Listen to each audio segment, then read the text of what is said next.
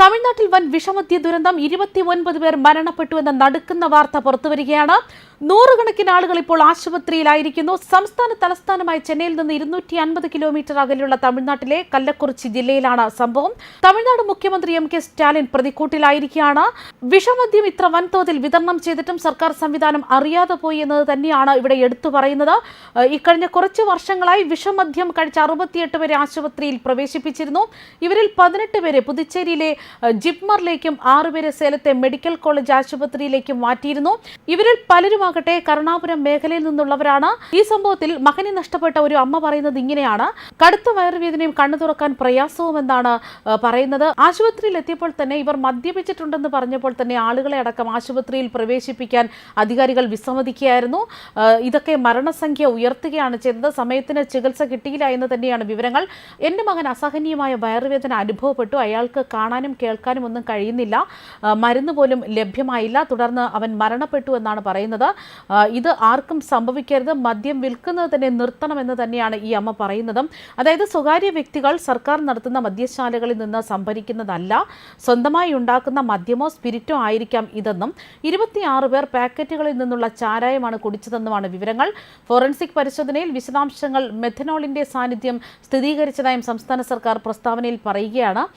അതായത് സംസ്ഥാന സർക്കാർ ജില്ലാ പോലീസ് മേധാവി സമൻ സിംഗ് മീണയെ സസ്പെൻഡ് ചെയ്യുകയും പകരം രജിത് ചതുർവേദിയെ നിയമിക്കുകയും ചെയ്തു. കളക്ടർ ശ്രാവൺകുമാർ ജാദവിന് പകരം MS പ്രശാന്തിനെയാണ് നിയമിച്ചിരിക്കുന്നത്. അതായത് നിരോധന എൻഫോഴ്സ്മെന്റ് വിഭാഗത്തിലെ ഒരു ഡെപ്യൂട്ടി പോലീസ് സൂപ്രണ്ട് റാങ്കിലുള്ള ഉദ്യോഗസ്ഥനെയും 3 ഇൻസ്പെക്ടർമാരെയും നിരവധി സബ് ഇൻസ്പെക്ടർമാരെയും സസ്പെൻഡ് ചെയ്തു. വിഷമദ്യ ദുരന്തത്തെക്കുറിച്ചുള്ള അന്വേഷണം സംസ്ഥാന സർക്കാർ CBI CIDക്ക് കൈമാറിയിരിക്കുകയാണ്. ജീവൻ നഷ്ടമായതിൽ ഞെട്ടലും വേദനയും ഉണ്ടെന്നാണ് മുഖ്യമന്ത്രി എം കെ സ്റ്റാലിൻ എക്സിൽ എഴുതിയ പോസ്റ്റിൽ പറയുന്നത്. പ്രതികളെ അറസ്റ്റ് ചെയ്തു. ഇത് തടയുന്നതിൽ വീഴ്ച വരുത്തിയ ഉദ്യോഗസ്ഥർക്കെതിരെ നടപടി സ്വീകരിച്ചിട്ടുണ്ടെന്നാണ് വിവരങ്ങൾ. ഞങ്ങൾ ഉരുക്ക് കൈകൊണ്ട് അടിച്ചമർത്തുമെന്നും ഇത്തരം അക്രമികളെക്കുറിച്ച് പൊതുജനങ്ങൾ പരാതിപ്പെട്ടാൽ നടപടിയെടുക്കും ും ആരോഗ്യമന്ത്രി എം സുബ്രഹ്മണ്യം ഉൾപ്പെടെ 2 മന്ത്രിമാരോട് കല്ലൂർച്ചിയിലെത്താനും ദുരിതബാധിതർക്ക് സാധ്യമെല്ലാ വൈദ്യസഹായവും ഉറപ്പിക്കാനും അദ്ദേഹം ആവശ്യപ്പെട്ടിട്ടുണ്ട്. കഴിഞ്ഞ 3 ദിവസത്തിനിടെ വിവിധ സ്ഥലങ്ങളിലെ 3 പേർ മരിച്ചതിനെ തുടർന്ന് ഇന്നലെ അസ്വസ്ഥജനകമായ റിപ്പോർട്ടുകൾ പുറത്തുവരാൻ തുടങ്ങിയിരിക്കുകയാണ്. വിഷലിപ്തമായ മദ്യപാനം മൂലമാണ് മരണകാരണമെന്ന അഭ്യൂഹം പരന്നെങ്കിലും ജില്ലാ കളക്ടർ ശ്രാവൺകുമാർ ജാദവ് ഇത്തരം വാർത്തകൾ ആദ്യം നിഷേധിച്ചു. 3 ദിവസമായി ഈ മരണങ്ങൾ സംഭവിച്ചു. രഹസ്യാന്വേഷണ ഏജൻസികളും നിരോധന എൻഫോഴ്സ്മെന്റ് വിഭാഗവും ഈ ദുരന്തത്തെ വലിയ പരാജയമായിട്ടാണ് കാണുന്നത്. കഴിഞ്ഞ വർഷവും തമിഴ്നാട്ടിൽ 22 പേരാണ് മെഥനോൾ കഴിച്ച് മരിച്ചിരിക്കുന്നത്.